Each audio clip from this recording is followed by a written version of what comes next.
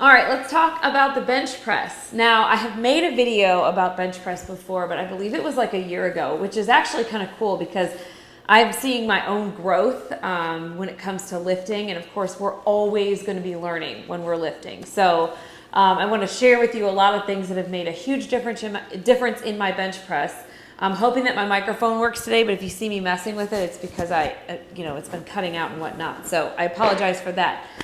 But there's a lot of aspects to the bench press that you may not see when you watch someone bench, okay? Unless you've like really got into powerlifting or lifting, like there's a lot of things that you don't see. So I want to break some of those things down, some of the most critical, important parts of bench pressing that are going to help you get a bigger bench.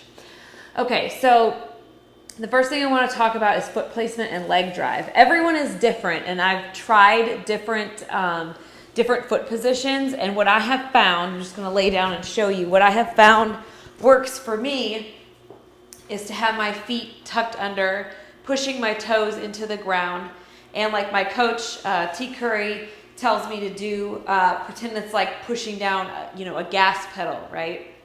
So what I'm doing here is I'm creating a lot of tension in my lower body. So my feet are pushing into the ground, my quads are tight, my glutes are tight, and I'm driving my knees down. So you may not see how hard this lower body is working in a standard bench press video, but I assure you all of the muscles in my lower body are tight, okay? So that's one important thing. Another foot position is like so. There's many different ways to do this. You just have to find what is the most comfortable for you, okay? So I've seen people with their feet like this. I've seen people with their feet out. I've seen people with their feet in. You just have to figure out what will give you the best leg drive, okay? Another question I have gotten a lot of times is it okay for there to be an arch in my back?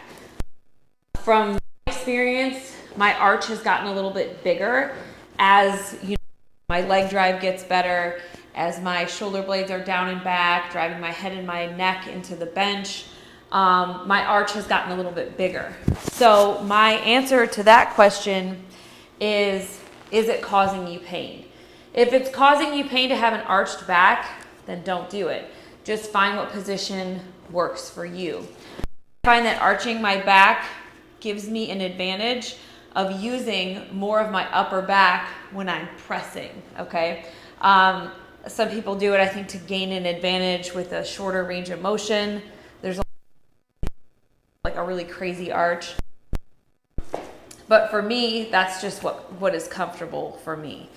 So in breaking down the bench press, you should have some lines on your bar here that basically I use these to determine my hand placement so that it's even on the bar, okay?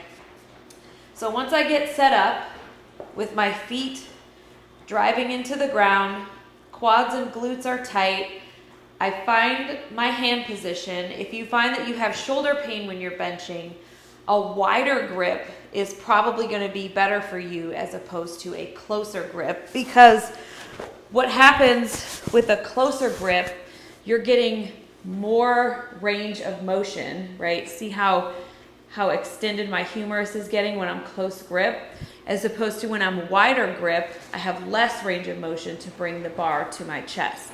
So if shoulder pain is an issue for you, you may want to go see a PT to really dive into what that problem might be. But for the most part, a wider grip is probably going to be more comfortable for you if you have shoulder issues. Focusing on the scapula, so your shoulder blades, being down and back.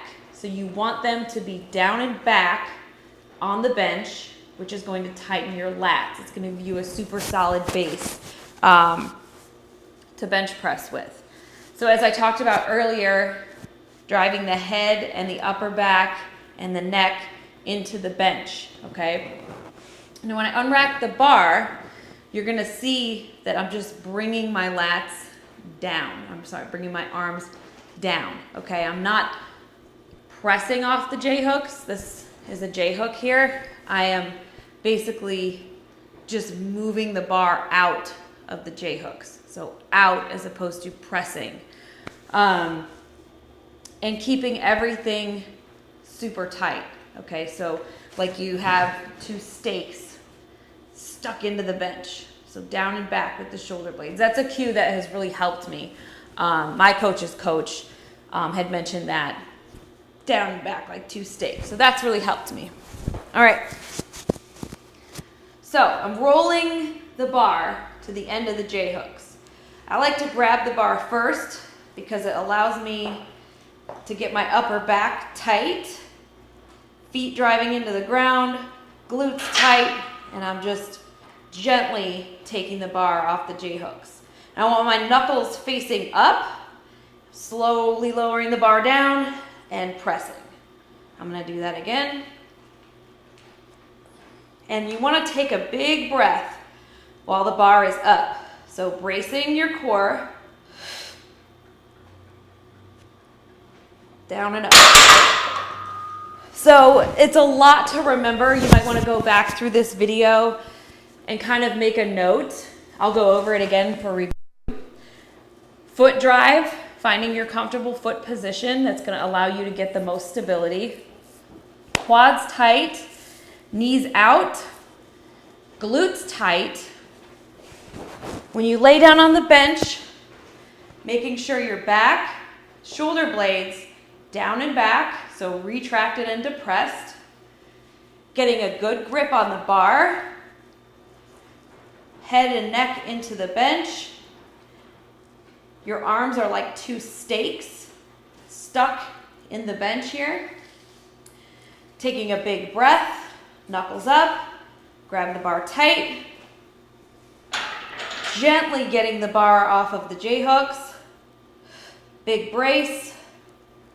Down and up.